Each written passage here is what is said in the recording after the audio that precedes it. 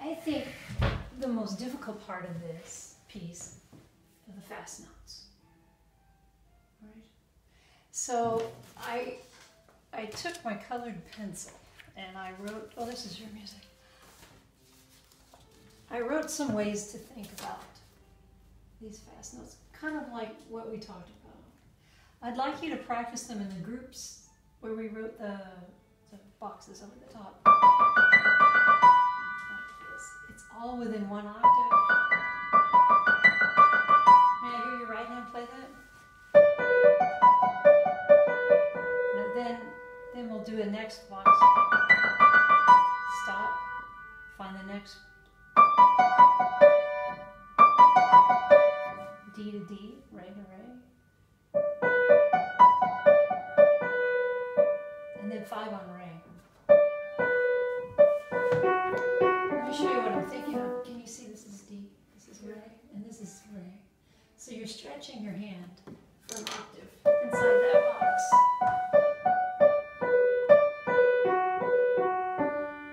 And then the next group of notes is just... So the goal is to play one box at a time. Find the new place. Next one. Can you play it like that?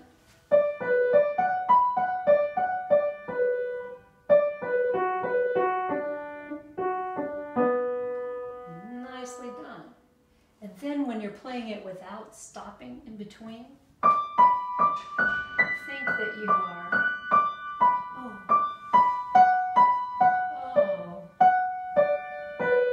keep that memory of where your hand goes when you play it.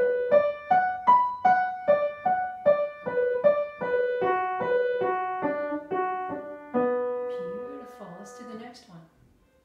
Please play one, see this octave, F sharp to F sharp, big hand. Now we have B to B, C. And 2 notes. Da. Try it again, I won't talk.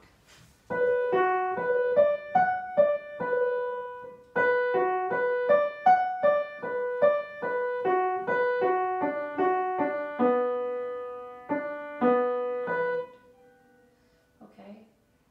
Let's see. The left hand has it too. Can you figure out where the hands change?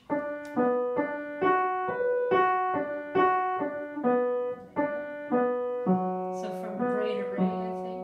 Well, you're right. It's better to change there. Try again, left hand.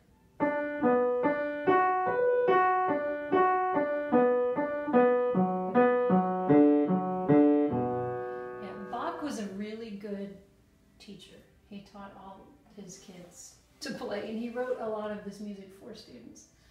I think when the music changes direction, you change your hand position. When you start up, is a new hand position.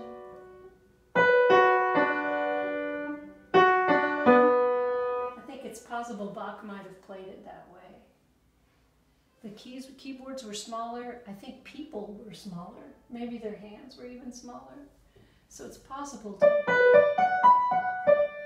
finger one, finger one, finger one, finger one. Try it that way.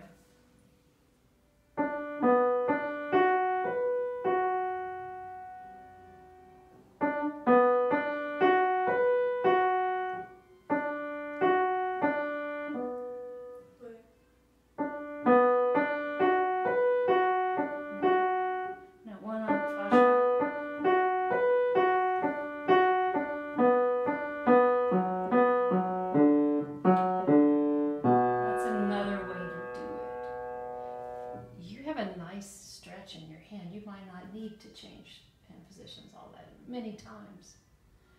But I think it's possible when both hands do that, they both change direction at the same time.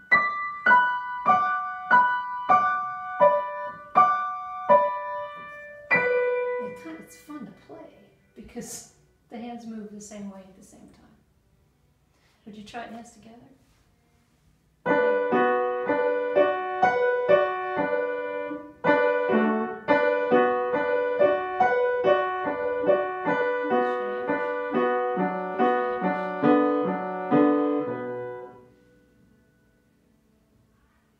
How's it feel? I like it. It makes a kind of muscle sense, physical sense to me. Okay, let's go on to this part.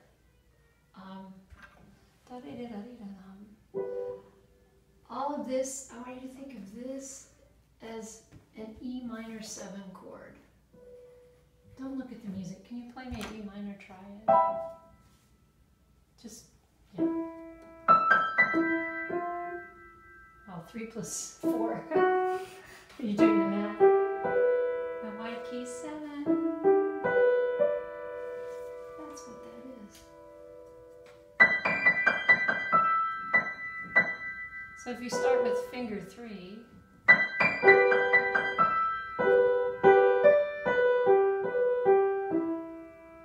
how nice of Bach to write an E minor 7 chord. And then here, he writes an A minor 7 chord. So let's play A major 7. Can you play me A major? Yeah. Ta-da! Those are the notes you need from here to here. And then here, this is my favorite. This is D major 7. So it's D major chord with a major 7. So C sharp.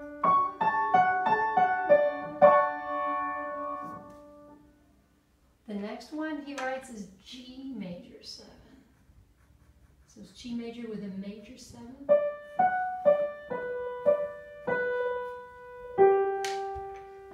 I would encourage you to play the G major chord with the Fa sharp, right? And just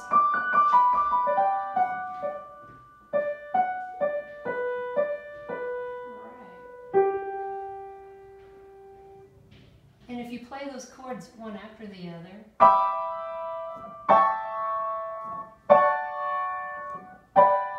they're pretty beautiful. Then we're getting into this murky neighborhood of C sharp minor 7. C sharp, well, C sharp diminished, half diminished 7. What it is it's C sharp with E minor on the top. Those are the notes.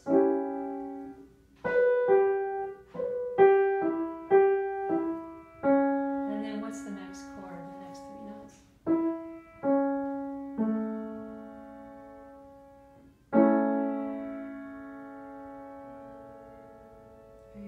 A major. Would you write A major there?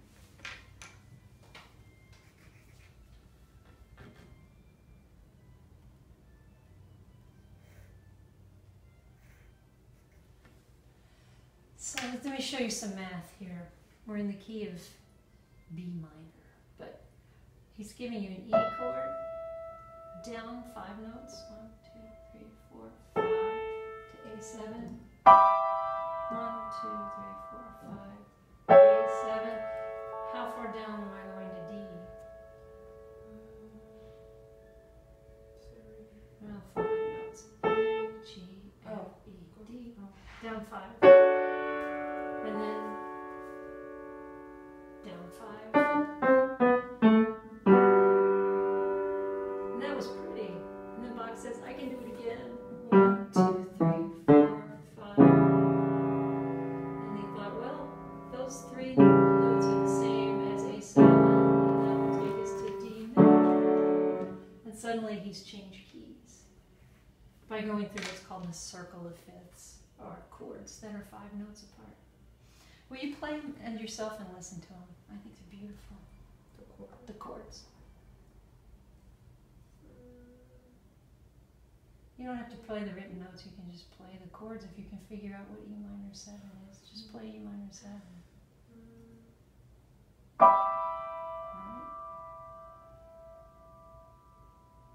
Alright?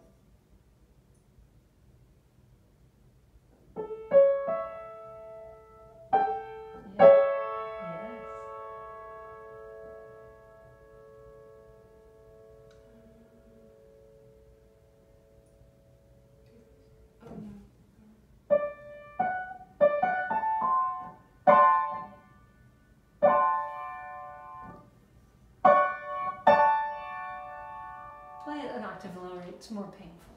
I love it.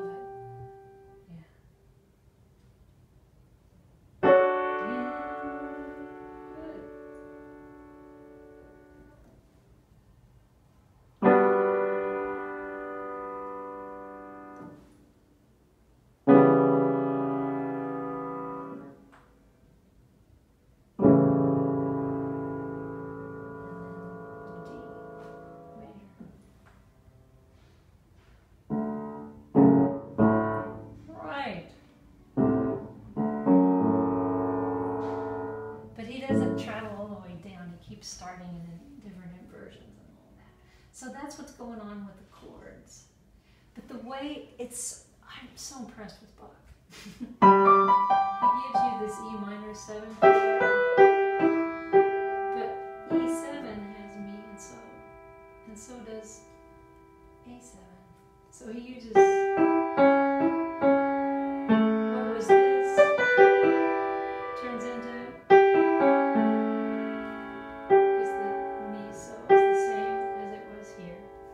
and then is repeated,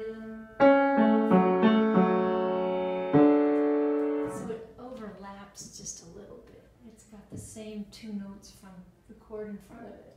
Makes a new chord to the right. I think it's one of the things that makes this piece such genius.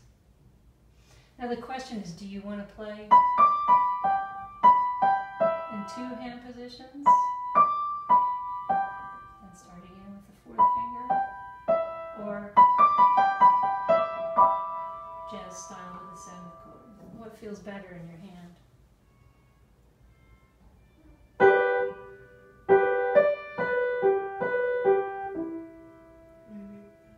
Okay. I agree. That's what feels good in my hand.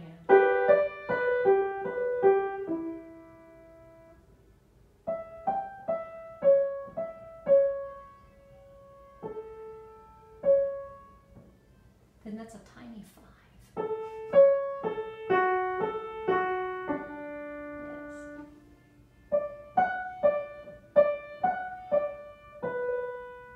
Now if you do it the chord way, you need to start with your finger 3 here. 3, 5.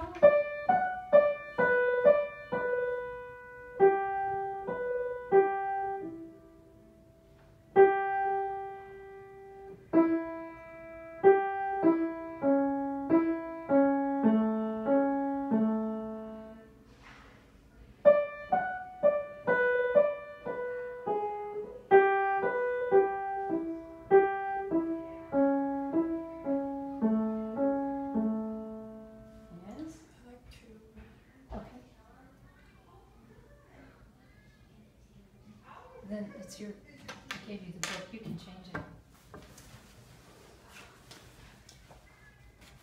it. Good.